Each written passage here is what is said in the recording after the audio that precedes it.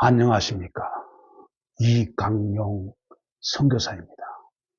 제가 작년 11월 30일 이후로 지금까지 영상을 올리지 못했습니다.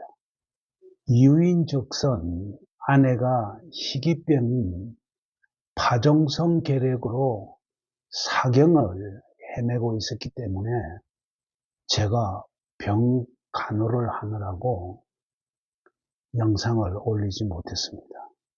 오늘은 제 생에 가장 길고도 고통스러웠던, 하지만 결국 하나님의 살아계심을 목도할 수밖에 없었던 지난 3개월의 기록을 나누고자 합니다.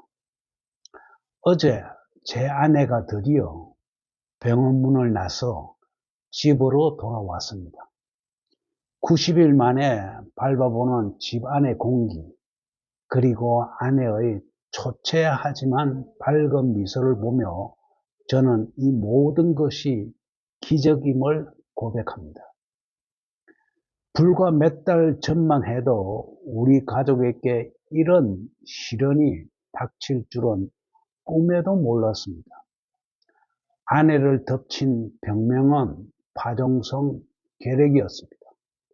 결핵균이 폐에만 머물지 않고 온몸에 혈관을 타고 퍼져나가는 무서운 병이었습니다. 그 고통은 차마 눈 뜨고 볼 수 없을 정도였습니다. 상상을 초월하는 근육통에 아내는 밤마다 비명을 지르다 지쳐 잠들었습니다. 고열은 식을 줄 몰랐고 무엇보다 괴로웠던 것은 끊임없는 구토였습니다.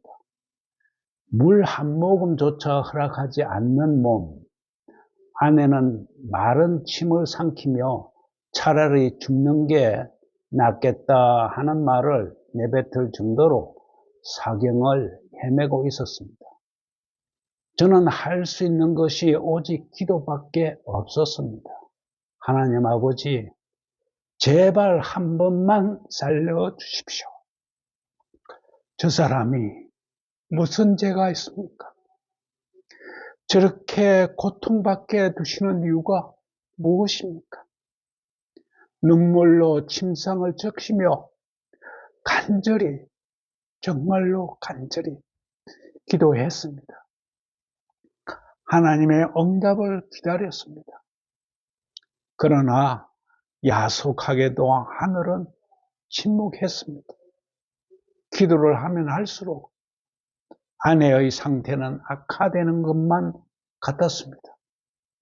열은 더 오르고 아내의 몸은 점점 말라갔습니다. 그때 제 마음속에는 무서운 불신이 싹트기 시작했습니다.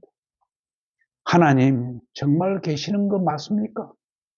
우리가 이토록 신뢰하고 평생을 섬겨왔는데 왜 가장 필요할 때 침묵하십니까? 그토록 굳건하다고 믿었던 저의 신앙이 모래성처럼 무너져 내렸습니다. 응답 없는 기도는 공허한 메아리가 되어 돌아왔고 저는 하나님을 의심하기 시작했습니다. 하나님이 계신다면 이 고통을 외면할 리가 없다는 생각에 괴로워했습니다. 그것은 육체적인 고통보다도 더 큰 영적인 어둠이었습니다. 하지만 여러분, 우리가 포기하고 의심하던 그 순간에도 하나님은 쉬지 않고 일하고 계셨습니다. 하나님의 응답은 벼락처럼 떨어지는 기적이 아니라 세밀하고 정확한 인도하심으로 나타났습니다. 먼저 수많은 검사 끝에 도무지 잡히지 않던 병명이 파종성 결핵이라는 것을 정확히 밝혀내게 하셨습니다. 원인을 알게 된 것부터 은혜였습니다. 그리고 더 큰 기적은 약의 배합에서 일어났습니다. 아내는 결핵 약의 부작용 때문에 무엇을 먹든 다 토해냈습니다. 약을 먹어야 낫는데 약을 먹으면 퇴해버리니 방법이 없었습니다. 그런데 어려워지네 지혜를 모아주셨습니다. 이 약과 저 약을 이렇게 저렇게 짜맞추고 투여 시간을 조절하며 아내의 몸이 받아들일 수 있는 최적의 조합을 찾아내게 하셨습니다. 어느 순간부터 아내의 구토가 잦아들었습니다. 그리고 마침내 3개월 만에 아내가 미움을 한 숟가락 넘겼을 때 저는 그것이 세상 그 어떤 산의 진미보다 귀한 하나님의 응답임을 깨달았습니다. 하나님은 우리의 비명 섞인 기도를 못 들으신 것이 아니었습니다. 아내의 장기가 상하지 않도록 그리고 그 독한 약을 견딜 수 있도록 보이지 않는 손길로 아내의 속을 만져주고 계셨던 것입니다. 퇴원을 준비하며 아내와 손을 잡고 고백했습니다.